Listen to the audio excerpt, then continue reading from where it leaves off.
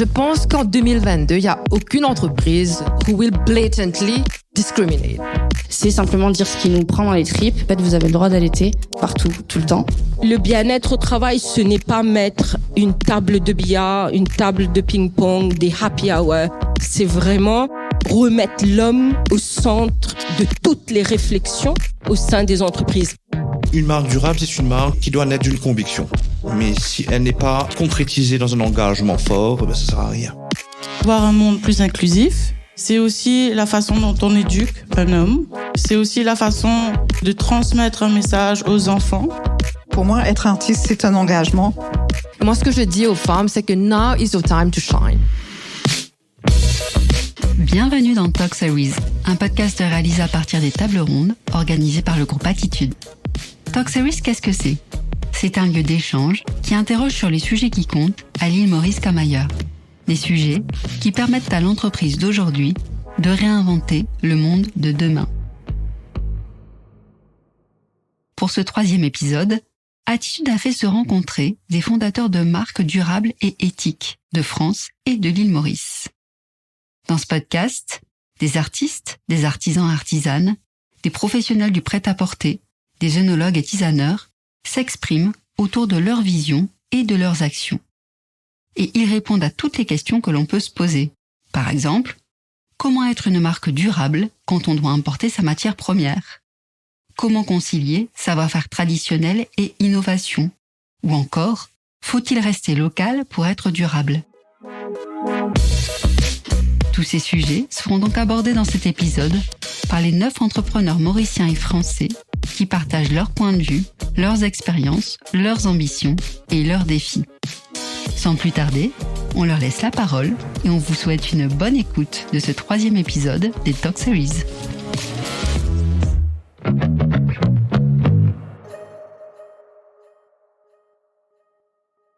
Jeunes ou moins jeunes, toutes les entreprises représentées lors de la table ronde ont pour point commun d'être portées par une vision. Cette vision est souvent incarnée par le fondateur ou la fondatrice, et c'est celle d'une marque durable et éthique. Mais qu'est-ce que ça signifie concrètement ? Que mettons derrière les mots durable et éthique ? Marème Diaban est la fondatrice de la marque de prêt-à-porter The Creole Republic. Elle nous livre sa conception d'une marque durable. Pour moi, une marque durable, c'est une entreprise durable. On a commencé un peu, nous, tout azimut, même si on vient de ce métier, donc c'est vrai qu'on avait quand même de la connaissance. Mais quand même, monter sa marque, c'est une aventure. Et donc, du coup, je dirais que pour moi, une entreprise durable, c'est qu'est-ce qu'on va laisser derrière ? Qu'est-ce qu'on a construit ? Qu'est-ce qu'on a fait ? Qu'est-ce qui fait que si demain il nous arrive quoi que ce soit, il y a quelque chose qui en sort de bon ? Et je pense que ça passe par la valeur de la chaîne entière. Enfin, on parle d'économie circulaire. En tout cas, pour nous, à notre échelle, par rapport à la marque The Creole Republic, on agit un peu en chef d'orchestre avec tous ces musiciens qui sont autour de nous. Donc aujourd'hui, on travaille à peu près avec une vingtaine d'ateliers ici à Maurice. Donc ça va vraiment de celui qui fait le packaging à celui qui coupe, à celle qui coud le petit fil sur la paire de chaussettes. Enfin, on travaille vraiment avec beaucoup d'entités. Et l'idée, c'est que s'il y a un maillon qui va pas bien, qui périclite, ça marche pas, ça fonctionne pas. Donc du coup, l'idée, c'est vraiment de prendre soin de toute cette chaîne. Et pour faire ça, c'est payer au prix juste. Ce que je disais tout à l'heure, c'est partager les bonnes pratiques, c'est avoir toutes ces valeurs-là bien en tête et aller sur le terrain, aller voir nos partenaires, s'assurer que tout le monde va bien, que tout le monde a ce qu'il faut.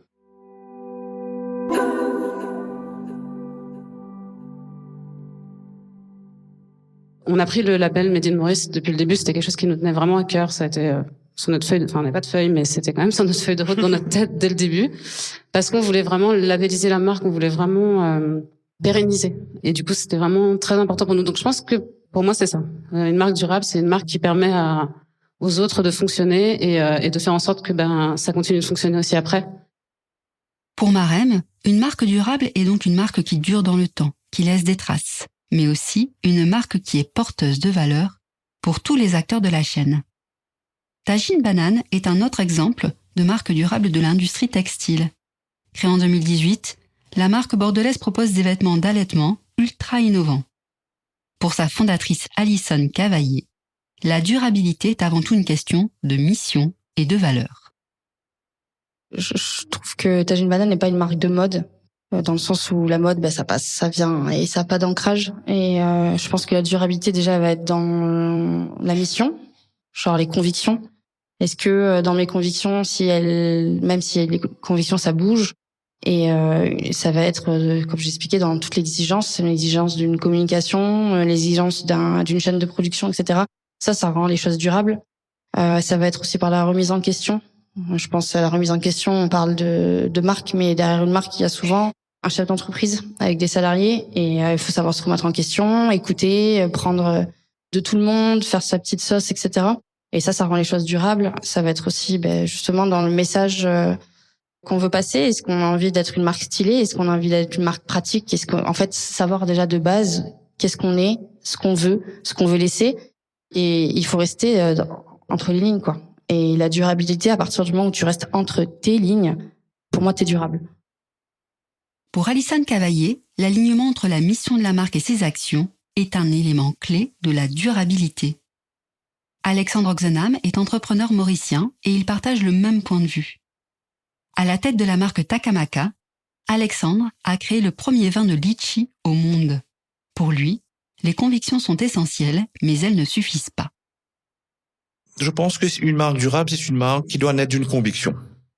Mais la conviction, elle est belle en soi, mais si elle n'est pas concrétisée dans un engagement fort, ça sert à rien. Donc, je pense que quand on fait un produit, quand on travaille avec la nature, c'est important à chaque étape de la chaîne de valeur, d'avoir une considération environnementale. Par exemple, on utilise de l'eau pour nettoyer nos cuves, etc. Comment on peut faire pour préserver l'eau? On récupère l'eau de la toiture. Donc, avec cette eau de récupération, on va nettoyer nos cuves après la fermentation. Et ensuite, une fois que le vin est fermenté et qu'il est soutiré dans une autre cuve, on va utiliser cette eau pour laver la cuve de fermentation. Et cette eau va être récupérée une seconde fois, parce qu'elle sera enrichie en matière organique. Cette eau va être récupérée une seconde fois pour faire de la fertilisation et de l'épandage de notre verger, notre potager. Donc plus le même volume nous sert deux fois. Une fois pour nettoyer et la seconde fois pour irriguer, fertiliser notre verger, potager. Et ensuite, toutes les parties solides, donc péricarpe, noyau, pulpe, sont compostées systématiquement et ça repart dans la nature. Au-delà de la vision de ce qu'est une marque durable, la question de la mise en œuvre apparaît donc cruciale. Comment faire pour concrétiser cette vision? Quels sont les différents leviers qui contribuent à la durabilité de la marque? Pour ceux qui se frottent à cette problématique, il apparaît vite que tous les critères importent pour créer une marque durable. Les choix de conception, de production, d'approvisionnement, de diffusion, de commercialisation et de communication sont autant de leviers à activer et autant d'éléments sur lesquels il est nécessaire d'être aligné pour réussir le challenge. Pour explorer plus avant ces différentes dimensions, penchons-nous d'abord sur la question des savoir-faire traditionnels et de la transmission. Magali Avignon a créé la marque Namura en hommage à sa Provence natale. Avec sa volonté de faire perdurer l'artisanat traditionnel et d'encourager la transmission aux générations futures, Magali s'appuie sur les artisans de sa région pour proposer des luminaires et des objets de décoration intemporels. Et Namura, c'est à la base, quand même, à sa genèse même, un projet de transmission et d'intemporalité. C'est de dire, on m'a transmis une culture de l'objet d'usage provençal, une culture de ses savoir-faire, et l'idée, c'est de les rendre intemporels. C'est pas forcément de suivre les modes, c'est de dire, ces objets-là, donc moi je fais des luminaires qui sont en céramique ou tressés, enfin j'utilise tous les savoir-faire, et ils existent déjà depuis plusieurs générations. Et donc, l'idée, c'est plutôt de les mettre en lumière, d'exploiter le savoir-faire ou l'expérience que j'ai eue par le passé et de dire, voilà, aujourd'hui, la Provence, dans le monde entier, on a quand même une vision assez un peu désuète. Et l'idée, c'est de dire, voilà, je vais aussi montrer une vision de la Provence qui n'est pas une vision que l'on a généralement, parce que c'est une vision beaucoup plus authentique, beaucoup plus proche du fait main, de la terre, du rural. Moi, je viens d'une famille de paysans et je revendique que ce projet, c'est rendre hommage aux femmes qui ont eu moins de lumière par le passé.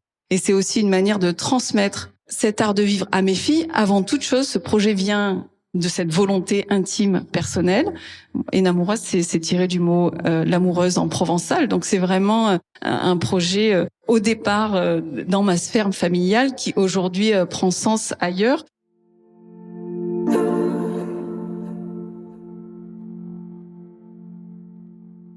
L'idée, c'est vraiment de mixer à la fois des formes intemporelles et des savoir-faire. Donc je vais par exemple, on a connu certaines formes, là on voit qu'il y a une lisette qui a des formes où c'était des suspensions émaillées qu'on voyait dans nos granges ou nos cuisines. Et aujourd'hui, je vais utiliser la même forme, mais avec aussi un savoir-faire ancestral qui est le grès ou la terre mêlée, qui vient de la région d'Apt. Donc en fait, il y a un léger twist, mais qui correspond à une envie vraiment très personnelle et qui fait que on continue et ça reste un objet intemporel. Il n'y a pas de vocation à devenir un produit de mode, surtout parce que l'idée, c'est vraiment que on transmette cet objet. On achète un luminaire Enamura. Si tu l'achètes, c'est pour toi, c'est pour ta fille, ton fils, ta petite fille. Ce n'est pas pour être à la mode aujourd'hui. Ces questions de savoir-faire, de patrimoine et de transmission sont également chères à Fabien Boulet. Fondateur de la marque mauricienne Indica, Fabien propose des produits pour la santé et le bien-être fabriqués à base de plantes. Avec ses capsules, tisanes et autres huiles essentielles, il revisite ainsi le métier d'herboriste. En fait, finalement, à Maurice, il n'y a pas vraiment de métier de tisaneur ou d'herboriste. Contrairement à la Réunion, où on peut vraiment trouver les métiers de tisaneur qui se transmettent de génération en génération. À Maurice, on ne retrouve pas forcément cela. Et pour nous, c'est un vrai challenge parce qu'on veut justement valoriser les plantes médicinales. Et finalement, tous les vestiges qui nous restent aujourd'hui, c'est quelques bouquins qui ont été écrits, des données scientifiques. Donc nous, on est reparti de tout ça pour vraiment essayer de justement ressusciter ou faire revivre ou réinventer justement les plantes médicinales qui étaient connues de nos grands-parents, de nos arrière-grands-parents. Tout un tas de connaissances finalement ancestrales qui se perdent de génération en génération. Œnologue de formation et entrepreneur dans l'âme, Alexandre Oxenham est lui aussi animé par la volonté de transmettre sa passion. Ainsi, il espère que les process continuent de s'améliorer et surtout que l'aventure se poursuive. Faire du vin avec des litchis, c'est déjà une formidable aventure. Quelque part, j'ai l'impression d'être un défricheur, ça, sur des sentiers battus et de tracer comme ça. Et je pense que la transmission est primordiale parce que on acquiert une certaine connaissance, une certaine expérience qu'on découvre. Et après, il faut que les générations futures puissent en bénéficier pour aller plus loin encore dans le travail qui aura été enclenché. Donc, il faut un point de départ quelque part. Donc, moi, je suis éventuellement le point de départ, mais j'espère que d'autres suivront derrière et amélioreront le process parce qu'on a quand même 2000 ans à rattraper par rapport aux vignerons. Mais pour s'inscrire dans son époque, s'inspirer du passé ne suffit pas. Il faut penser à l'avenir et innover, car l'innovation est indispensable pour répondre à de nouvelles attentes, pour intégrer de nouvelles contraintes, ou encore pour s'imposer sur un marché concurrentiel. C'est ce que nous explique Alexandre, qui a transposé ses connaissances de la vigne au litchi et qui illustre ainsi comment innover pour faire face à la concurrence. Au départ, c'était un défi technique. C'est vinifier un fruit autre que le raisin. Quand on fait une formation d'œnologue, c'est la vigne, hein, évidemment. Hein. Il y a beaucoup d'ampélographie, de viticulture, etc. Bon, moi, je suis un passionné et j'avais le projet de faire un vin de terroir mauricien. Mais malheureusement, ou heureusement d'ailleurs, je ne sais pas, implanter de la vigne à Maurice, c'est une expérience très compliquée. Il y a même ici, à la Bourdonnais, il y a une vingtaine d'années, des essais qui ont été réalisés, mais qui n'ont pas été concluants parce que le climat ne s'y prête pas. Bon, ceci dit, avec la technologie, avec la chimie, etc., on peut faire beaucoup de choses. Mais après, est-ce que aller contre la nature, est-ce que c'est une bonne idée? À mon avis, non.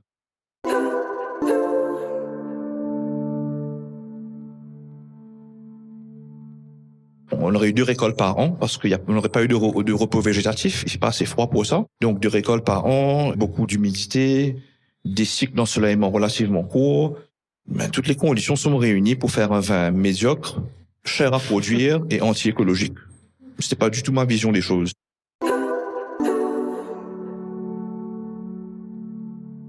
je me suis tout de suite orienté sur les fruits locaux qu'on a à disposition, bien de chez nous. Et ça a été le litchi, parce que c'est un fruit qui se prête parfaitement à une fermentation alcoolique. Et puis les arômes qu'on retrouve dans un litchi, on retrouve les mêmes familles aromatiques dans des raisins de muscat, par exemple. Bon, ce que j'ai fait après, c'est 80% d'œnologie qui ont transposé à un fruit différent. Donc il y a 20% d'empirisme, comme on dit, de trial and error, pour pouvoir comprendre. Donc pendant 15 ans, j'ai travaillé sur le process avant de me lancer. Donc la première difficulté, le premier défi était un défi technique. Et ensuite, après, défi administratif, défi financier, et puis des concurrents qui sont pas très très contents de voir tout ça.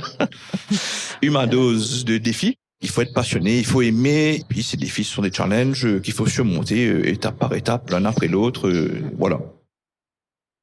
Takamaka est donc né d'une innovation qui porte à la fois sur la matière première et le process de fabrication. Et c'est cette innovation qui en fait aujourd'hui une marque authentiquement locale. Tea Heritage est un autre exemple de marque innovante basée sur un produit traditionnel. Animée par la volonté de twister l'univers du thé, Elodie Fagot enrichit la matière première en y incorporant de véritables morceaux de fruits récoltés localement. Mais c'est surtout au niveau du packaging qu'elle innove, avec des sachets de thé en forme de cœur, d'étoiles, de moufles ou encore de nuages.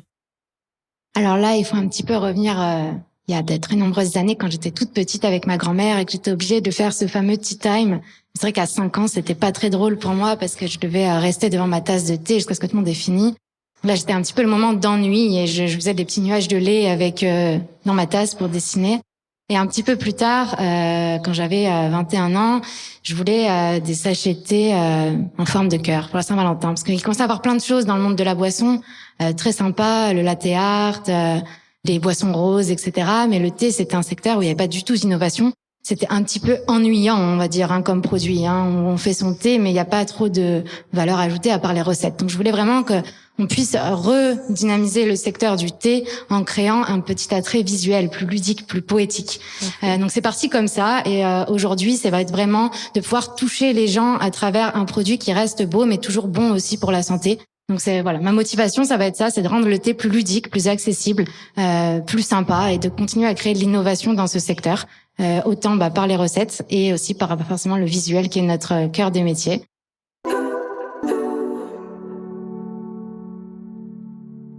Chez nous, chez Tea Heritage, on a un peu 2 secteurs d'activité. On a vraiment la fabrication du sachet de thé avec les petites formes. Ça, c'est vraiment une innovation qu'on a créée. Et on a aussi la création de recettes. On crée toutes nos recettes de thé. Donc forcément, le thé ne pousse pas en France. Donc à partir de là, c'est pas très local. Mais ce qu'on a voulu faire, c'est de réinventer le thé différemment, de pouvoir utiliser des ingrédients de chez nous qui sont proches localement, avec des noix de Grenoble, les fruits. Enfin, en France, on a quand même beaucoup de choses pour réussir à créer des nouvelles recettes. Et je pense que c'est ça que nous devons transmettre, c'est de montrer qu'on peut réinventer nos produits. La création d'une marque durable repose donc sur la création d'un produit durable. Comme le montrent les exemples d'Indica, de Takamaka ou encore de Tea Heritage, l'association de savoir-faire traditionnel et d'innovation constitue un élément clé de la durabilité du produit. Mais d'autres critères sont également à étudier, comme la matière première par exemple. Les choix d'approvisionnement et de production ont leur importance dès lors qu'on souhaite construire une marque durable. Local, engagé, respectueux de l'environnement, labellisé, sur quels critères faut-il sourcer ses fournisseurs pour rester une marque durable et éthique? Par ailleurs, comment doit-on gérer la partie production pour devenir une marque durable? Ou encore, existe-t-il une quantité optimale à produire pour rester en phase avec ses engagements? Talia Buon est la fondatrice de la marque de mode mauricienne Petite Cabotine. De son côté, elle mise sur une production de qualité en petite quantité. Elle a aussi fait le choix de réutiliser les matières premières provenant de fabricants textiles. Elle s'approvisionne notamment auprès de fabricants mauriciens, mais pas que. Se démarquer devient de plus en plus difficile. Donc, on a commencé à importer en fait les surplus des fast fashion. Donc, on récupérait les surplus de production ou ceux qui n'ont pas été mis en production de Zara, H&M ou de tout le groupe Inditex. Pour nous, c'était super important parce que déjà, de un, on redonne une vie, une matière qui sera plus utilisée. Et de deux, d'apporter en fait un peu plus sur le tissu. Ensuite, l'arrivée du Covid et tout n'ont pas facilité les choses, donc on est resté à Maurice et c'était peut-être, je sais pas si c'était une opportunité, on a fait la connaissance des fabricants de tissus locaux. Donc on s'est penché dessus et aujourd'hui on récupère justement, je dis bien 60% de nos créations sont en fait les surplus aujourd'hui des fabricants textiles mauriciens et également des fabricants textiles à l'international. Nadine de Marcy-Chelin est la fondatrice de l'atelier de poterie Pigmentite. En tant qu'artisane indépendante, elle assume de proposer ses produits en quantité limitée. Ce choix peut apparaître comme une contrainte, mais il constitue également un gage de qualité pour l'artisane. C'est pas évident de satisfaire tout le monde parce que pour moi par exemple je suis toute seule, il faut que j'arrive à un moment donné à trouver quelqu'un d'autre pour grossir et proposer mes produits un peu partout.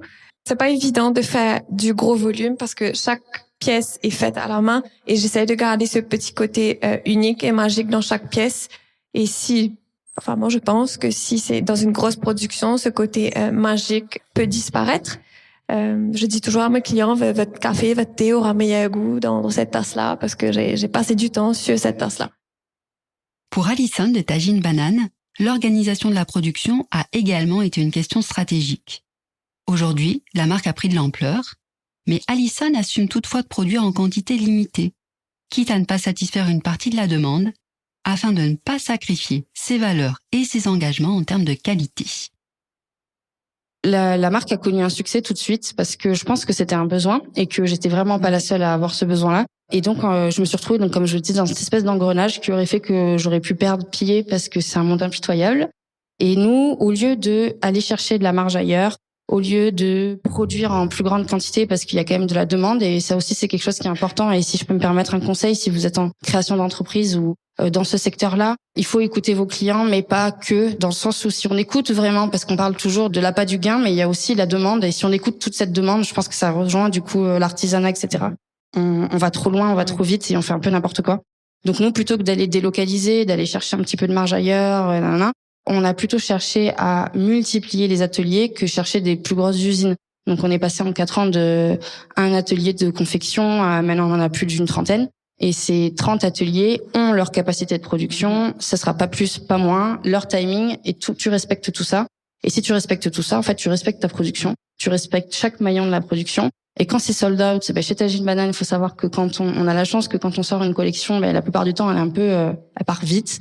Et des fois, on se fait engueuler et on dit, continuez à nous engueuler parce que c'est ça qui prouve que vos produits sont, respectueux de la planète et des personnes qui l'ont touché.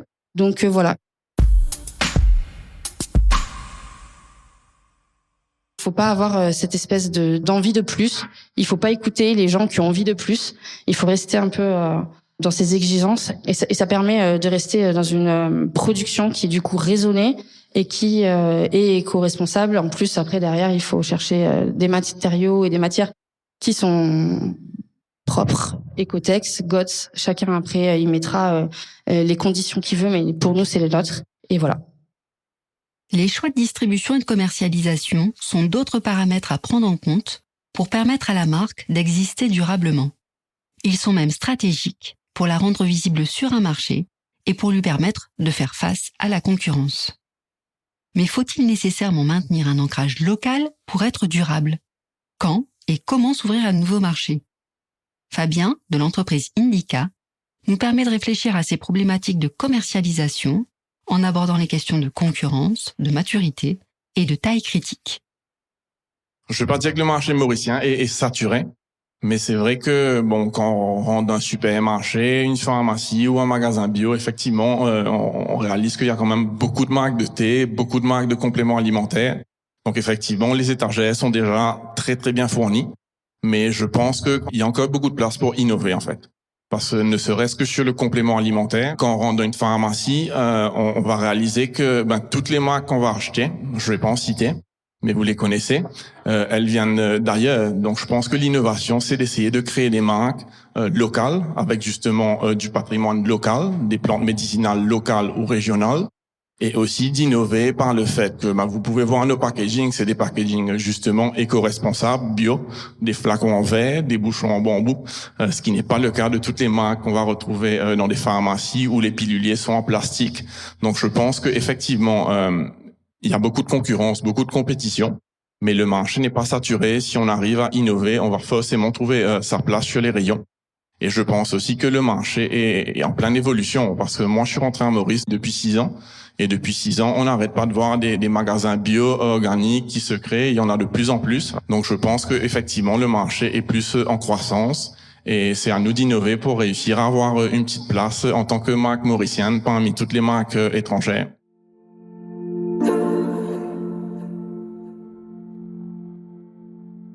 La marque existe Indica que depuis 1 an sur le marché mauricien. Donc, pour nous, d'abord, c'est de faire un peu nos preuves sur le marché mauricien. D'étoffer un peu la gamme, parce qu'aujourd'hui, on a uniquement 17 produits. Donc, on veut vraiment arriver à une gamme vraiment complète d'une 50aine, une 60aine de produits. Et quand on sera prêt à le faire, il faudra effectivement aller sur l'international avec tous les challenges que ça comporte en termes de scalability et de production. Autre sujet stratégique pour les marques qui cherchent à se faire connaître, la question des canaux de vente. Doit-on nécessairement, par exemple, disposer d'un point de vente en propre ? Quelles autres options sont possibles si on décide que non ? Une marque éthique et engagée doit-elle ou non vendre en ligne ? Hélène de Senneville est une artisane d'art mauricienne et la fondatrice des ateliers Hélène de Senneville. Elle nous explique comment elle se fait connaître et pourquoi elle ne se positionne pas sur la vente en ligne.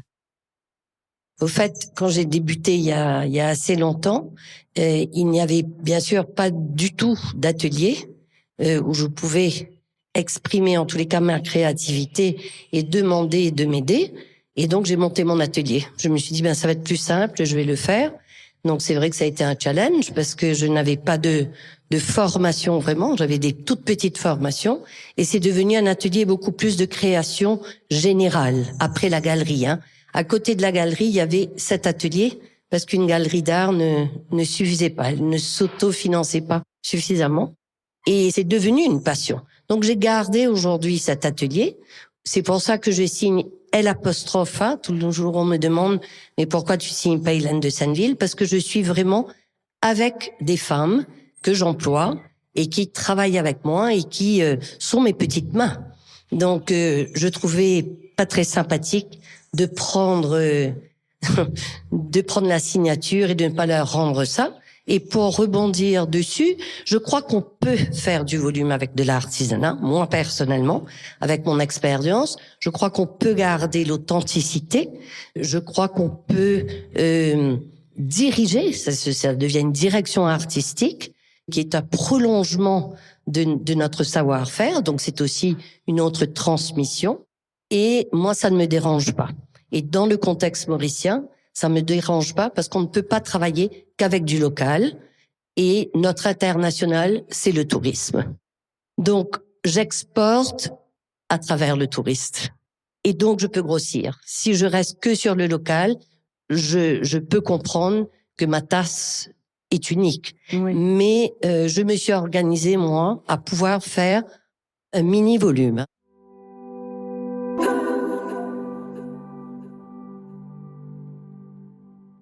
Je pense qu'en ce moment, on bénéficie d'un retour à l'artisanat qu'on n'a pas vu depuis longtemps. Moi, je me suis lancée dans l'artisanat il y a 34 ans. C'était fun, c'était un petit besoin, mais c'était pas aussi fort qu'après la pandémie et aussi la labellisation de notre artisanat pour certains, dont moi j'en fais partie, du Made in Maurice. Donc, c'est quelque chose de très fort, ça. Moi, j'ai pas tellement envie d'aller ouvrir un site en ligne parce que j'ai pas envie de perdre ma liberté. Ça, c'est impossible. J'ai pas envie de travailler quand j'ai pas envie de travailler. J'ai pas envie d'aller poster une assiette. Donc ça, j'ai pas envie de m'organiser non plus.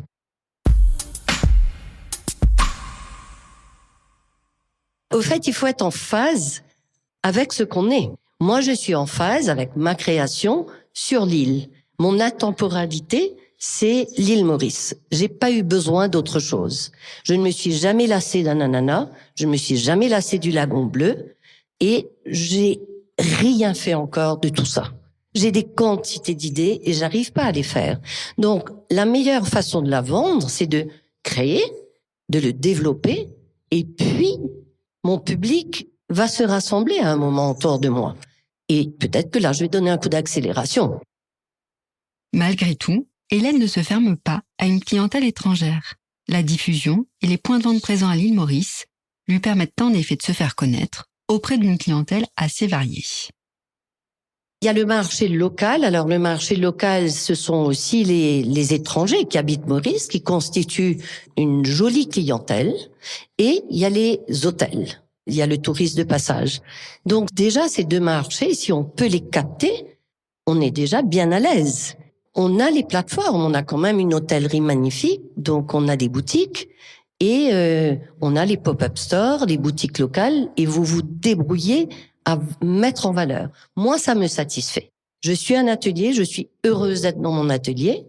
Par contre, on peut venir à mon atelier. Je vais manger personne, mais je vais favoriser la visite de mon atelier comme un voyage, comme une expérience, comme un partage. Mais je ne vais pas favoriser mon atelier comme un point de vente. Je compte sur les autres.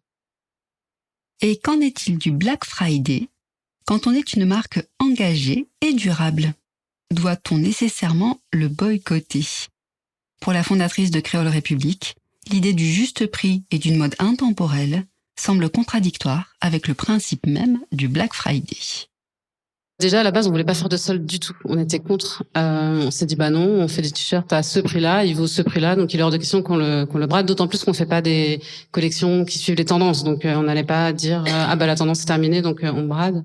Donc à la base, c'était ça. Et puis finalement, c'est vrai que des boutiques comme My Pop-Up Store ou autres nous ont proposé de faire des soldes. Et du coup, avec le temps aussi, on s'est rendu compte qu'on avait quand même de quoi solder. Parce que en faisant de l'upcycling, toujours, vous avez beaucoup de rejets. Ça veut dire qu'on récupère quand même des matières qui ont des problèmes.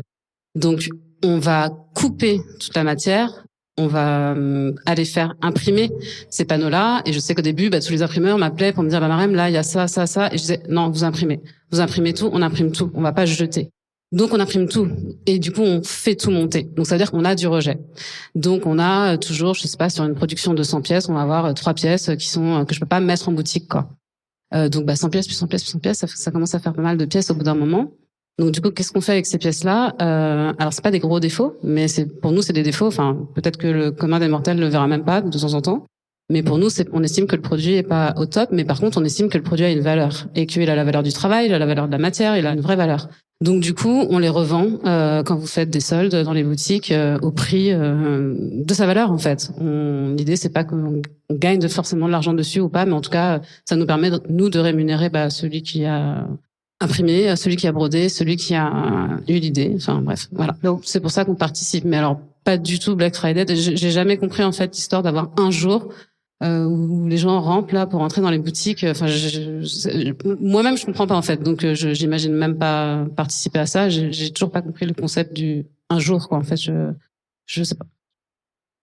Avec les exemples de ces entrepreneurs français et mauriciens, de nombreuses pistes ont été évoquées pour construire et développer une marque durable. Comme cela a été évoqué, la durabilité relève notamment d'une vision et d'engagement de la marque.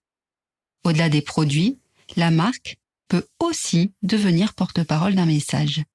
C'est notamment le cas de Tajine Banane, qui porte haut et fort son engagement en faveur de l'allaitement maternel. Et ce, bien au-delà d'une communication produit ou corporate traditionnelle. Avec Alison Cavaillé, nous découvrons comment une marque éthique peut aussi devenir une marque militante. Je suis à 350% dans la transmission et dans la communication. Au-delà du vêtement, le résumé que j'ai envie de dire de tout ça, c'est qu'il a été créé dans un besoin simple de praticité et dans une atmosphère où je me sentais quand même un petit peu seule avec mon allaitement. Il fallait savoir que c'était il y a 4 ans. Je ne sais absolument pas où en est Maurice de ce côté-là. En France, il y a eu beaucoup de choses qui sont passées il y a 4 ans. Donc, il y a eu des très gros podcasts qui sont sortis sur le sujet, beaucoup de marques et tout. C'est dire qu'il y avait ce besoin-là. Donc, moi, je suis sortie à ce moment-là aussi. Et je pense que Tajine Banane a eu le succès qu'elle a eu, ou il a eu, je sais même pas si c'est un homme ou une fille. Parce que il y avait ce besoin. Je pense que j'aurais sorti ma marque aujourd'hui, ça marcherait peut-être moins, il faut le dire aussi. Et en fait, Tajine Banane, le t-shirt, pour moi, c'est mon vecteur. Une fois que tu as passé cette idée que c'est une fringue, tu l'achètes, tu la portes, il y a certaines de mes clientes qui en ont strictement rien à faire du combat qu'il y a derrière, qui veulent un vêtement pratique et c'est hyper ok. Et il y en a d'autres qui n'en ont pas besoin parce qu'elles n'ont pas forcément besoin de ce vêtement-là, mais elles vont l'acheter parce que derrière, il y a un combat.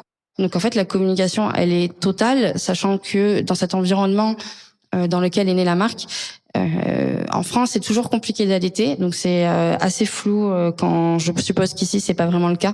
En France, c'est très compliqué d'allaiter d'un point de vue sociétal. Quand on voit que cette année, il y a encore une dizaine de femmes donc qui ont été dites, donc il y en a beaucoup plus, et je reçois des messages, il y en a beaucoup plus, qui ont été priées d'arrêter d'allaiter dans l'espace public, donc parfois de façon à peu près sympa, parfois avec de la violence verbale et physique. Donc quand on en arrive encore là-dessus, je peux pas imaginer en fait vendre un t-shirt sans communiquer. Et moi, je vous ai dit rapidement, je suis aide-soignante de métier et je me suis retrouvée catapultée là-dedans. Moi, mon métier, c'est le care, c'est prendre soin des gens, c'est pas vendre des fringues. Donc si je devais vendre que des fringues, je serais pas en train de vous parler aujourd'hui parce que je pense que ça ne m'intéresserait absolument pas. Donc si je dois prendre soin, mais à un moment donné, derrière ce t-shirt, moi, j'ai jamais eu de problème personnellement dans le fait d'allaiter dans l'espace public, j'ai jamais été priée d'arrêter d'allaiter, etc. Donc je me rendais absolument pas compte que ça pouvait être un sujet. À l'époque, il y a 4 ans, j'en entendais un petit peu parler, mais je me disais bon, c'est hyper anecdotique, elle a pas eu de chance, la pauvre, elle est tombée sur un con. Et en fait, non. En sortant ce t-shirt-là, je me suis rendu compte avec la communauté Tajine Banane, donc on est parti de zéro en 2018, et sans pub, sans rien. Ça aussi, c'est important de le dire, parce qu'on a toujours tendance à vouloir suivre des conseils de il faut de l'ads, il faut de l'argent, il faut machin. C'est faux. En fait, il faut juste avoir des choses à dire qui sont vraies, et votre produit, que ça marche pour la poterie, pour les plantes, pour tout ce qu'on veut, c'est simplement dire ce qui nous prend dans les tripes. Et j'ai dit ce qui me prenait dans les tripes, c'était simplement dire, en fait, vous avez le droit d'allaiter partout, tout le temps. C'est un droit, c'est votre corps. Et à partir de ce moment-là, j'ai commencé à communiquer là-dessus. Le t-shirt était juste le porte-parole de ce message-là. Et j'ai commencé à poser ce message sur la table en mode, c'est plus vraiment un choix. Il faut qu'on laisse les gens tranquilles. Et cette voix-là et cette communication-là porte et les collections d'un point de vue business, porte le message, donc fait évoluer la société. C'est la seule chose dont je suis sûre de ma boîte, parce que je suis sûre de rien, c'est trop tôt pour être sûre de trucs, c'est qu'il y a eu un avant, après Tajine Banane. J'en suis sûre et certain, juste dans le fait de considérer l'allaitement en France pour ces femmes. Et maintenant, quand une femme se fait prier d'allaiter dans l'espace public, qu'est-ce qu'elle fait en France? Je parle bien évidemment, désolée, je ne sais pas ce qui se passe ici, mais elle prend son téléphone, elle appelle les médias et elle appelle Tajine Banane. Voilà ce qui m'est arrivé, bim bim.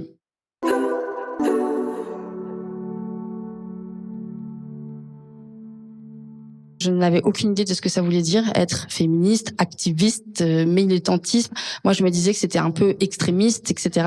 Et donc, c'était des mots qui me plaisaient pas vraiment. Et j'imaginais toujours quelqu'un enragé, en train d'hurler avec des pancartes et tout. Jusqu'à ce que j'accepte cette étiquette et je me dise, bien évidemment, je suis activiste. Je me bouge les fesses tous les jours pour que les choses changent. Bien évidemment, je suis militante. Je suis capable de monter sur scène et gueuler parce que je suis pas d'accord avec cette situation-là. Donc oui, Tajine Banane est activiste et moi derrière aussi.